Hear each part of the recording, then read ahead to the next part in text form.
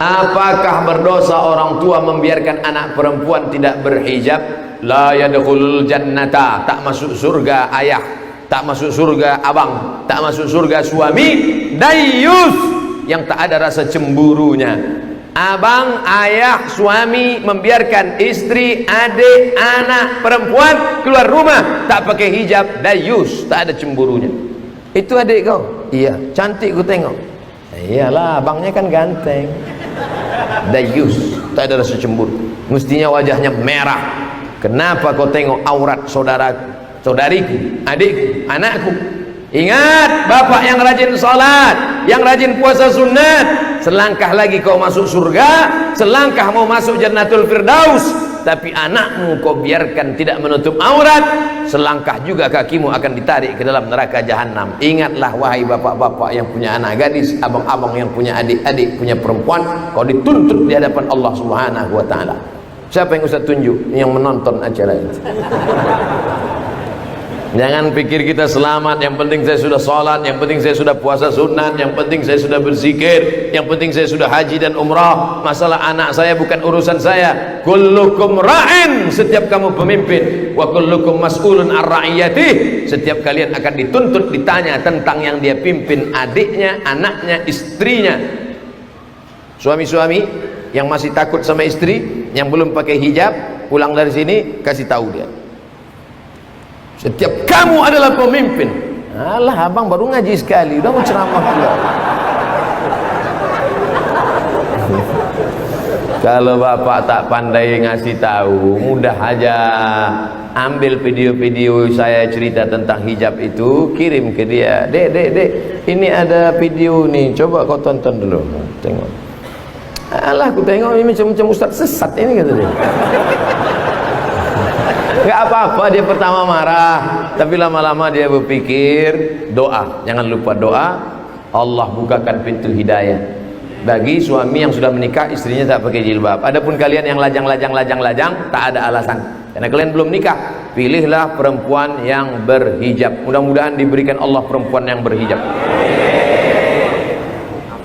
Apa hukumnya menyentuh perempuan yang bukan mahram? Li ayyut'ina ala ra'si ahadikum, ditusukkan ke kepala kamu, ditusukkan besi dari neraka ke kepala kamu, khairan, lebih baik min antamussa yada mar'atin la tahillu lahu, daripada menyentuh tangan perempuan yang tak mahram.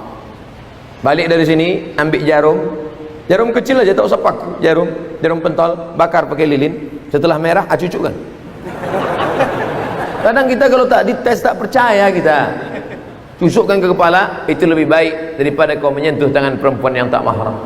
Jadi kalau ada perempuan sudah ngulurkan tangannya, Pak Ustaz, saya sebetulnya nggak mau, daripada dibiarkan kan mubazir.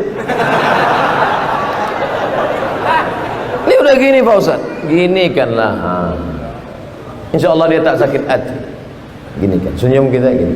Jangan pula terlalu kaku, dia udah gini kan. Li ayyut'ina ala ra'si ahadikum, ditusukkan ke kepala kamu, khairan min antamussa yada mar'atin la tahillu lahu. Tentu nengok itu down dia. Jadi sesuaikan juga. Yassiru, berikan kemudahan. La tu'assiru, jangan kau persulit. Basyiru, berikan kabar gembira. Wala tunaffiru, jangan buat orang lari dari agama. Dia udah maaf begini ulurkan. Saya tak pernah belajar ini di Mesir, saya tak pernah belajar ini di Maroko, saya tak pernah belajar ini di Sudan. Ini dapat saya dari film India. Kita sama orang India ini bingung kita. Iya sama tidaknya sama. Saya satu asrama sama orang India setahun waktu di Maroko. Saya tanya dia, jadi kita besok ke kampus? Apa iya apa tidak?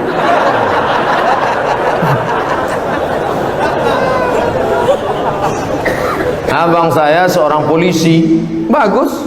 Kalau kena tilang telepon dia.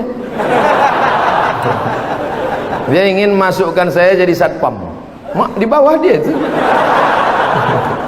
Tapi saya menolak, karena masuk kerja orang dalam itu haram. Mantap adik, mantap. Tapi orang tua saya marah-marah karena saya menolak. Bagaimana cara menasihati orang tua Pak Ustaz?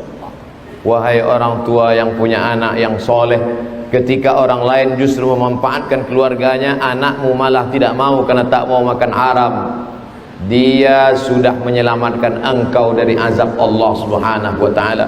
Bayangkan dipakainya jasa abangnya, sebetulnya dia tidak punya kapasitas kemampuan sama sekali. Kerja dia di situ, gajinya haram, tunjangannya haram, berasnya haram, duitnya haram, dikasihnya anak bininya makan haram. Tapi kalau dia memang layak, fit and proper test lulus, tes tinggi lulus, tes otot sehat lulus, tes kesehatan lulus, datang abangnya, orang tahu itu adik kau ya, iya lulus. Memang andai itu pun tak ada, tetap lulus. Maka tak ada kecurangan di dalamnya. Siapa yang curang? Man ghasyana falaysa minna. Siapa yang curang bukan golongan umat Nabi Muhammad sallallahu alaihi wasallam. Bayangkan andai kita di akhirat nanti jumpa mau minta syafaat, ya Rasulullah minta syafaat, apa kata Nabi? Kau bukan umatmu karena kau curang. Kalau curangnya demi 100 miliar masih masuk akal. Curangnya apa? Hanya mau jadi satpam. Ustadz menyepelekan satpamnya? Tidak. Justru satpam yang bekerja halal mencari nafkah lebih dulu masuk surga daripada orang kaya yang punya jabatan kekuasaan diperoleh dari yang haram. Karena kita akan dituntut di hadapan Allah sekecil apa? Famay ya'mal mithqala dzarratin khairan yarah. Tolong jelaskan pada umat ini bagaimana kredit itu haram. Karena masih banyak orang yang melakukannya. Pinjam 100.000 bayar 125 riba. Pinjam 100 juta bayar 110 riba. Orang yang melakukan riba kena 5. 1. Alladzina yakuluna riba, orang yang makan riba, la yaqumuna illa kama yaqumul ladzi yatakhabbatuhu syaitanu minal mas. Bangkit dari kubur nanti macam orang kerasukan setan. Pernah nengok orang kerasukan setan? Pernah nengok orang diruqyah? Allahul qayyum la ta'khudhuhu sinatun wa la nawm lahu ma fis samawati wal ardi. Macam itulah dia nanti bangkit di akhirat. Ada nanti di akhirat, tengok ke kanan malaikat, pandang ke kiri malaikat. Kenapa aku bisa bangkit di akhirat sama malaikat? Al-mahiru bil Quran. Anak-anak kita yang hafal Al-Quran nanti di akhirat dibangkitkan bersama para malaikat. Amin. Tapi ada yang bangkit di akhirat nanti, bangkit dari kubur kepalanya keledai. Kenapa kepala kau keledai? Karena selalu mendahului imam. Imam baru Allah, dia udah tegak. Kau kenapa cepat kali? Aku kan pembalap. Ingat, terserah mau kau salib imam sekarang, terserah. Di akhirat kepala kau keledai. Kalau lebih cepat dari itu Pak Ustaz, kuda Nil. 2. Duit yang haram tadi dimakan, dibelikan ke nasi, dibelikan ke lontong sayur, pecel lele, lalu disuapkan ke mulut, berubah menjadi darah. Darahnya itu dari jantung nasi ke otak. Sepiring nasi, setetes darah masuk ke jantung, naik ke otak. Nasiyatin kadzibatin khati'ah, ubun-ubun pembuat dosa, pembohong, penipu. Kenapa ubun-ubun? Karena ternyata yang berpikir itu otak bagian depan, otak depan, otak belakang, otak kanan, otak kiri, otak-otak di pinggang. Otak bagian depan ini otak yang berpikir. Kenapa anak saya ini tak pernah mikir betul Pak Ustaz?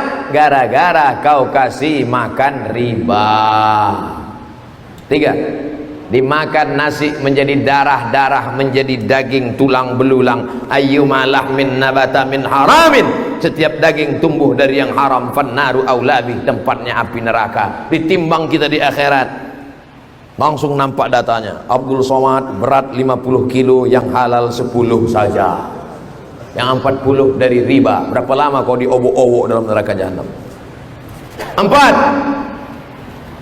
Hasil riba, untung riba, sedekahkan ke masjid, beli karpet. La yaqbalu tayyiban, innallaha tayyibun, Allah maha suci. La yaqbalu tayyiban, Allah tak menerima kecuali yang suci-suci saja.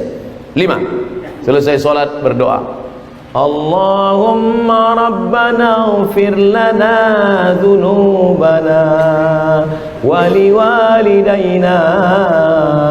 Menetes air mata darah kau keluarkan tak diterima Allah. Kenapa? Mat'amuhu haram, makananmu haram, masrabuhu haram, minumanmu haram, malbasuhu haram, pakaianmu haram, wa ghudhiya bil haram, kau disuapkan, kau menyuapkan, kau diberi makanan-makanan haram. Maka jaga makanan, mustajabud da'wah.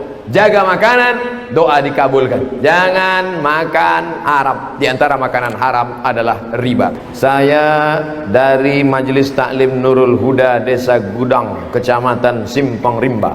Ini ada bingkisan berupa gaharu asli dari Bangka Belitung. Jazakumullahu khairan. Man ahsana ilaikum, siapa yang berbuat baik kepada kamu, fakafi'uhu, balaslah. Siapa yang buat baik pada engkau Abdul Somad, balaslah. Gimana saya mau membalas dia pakai, berapa lama saya mesti nanam kayu gaharu?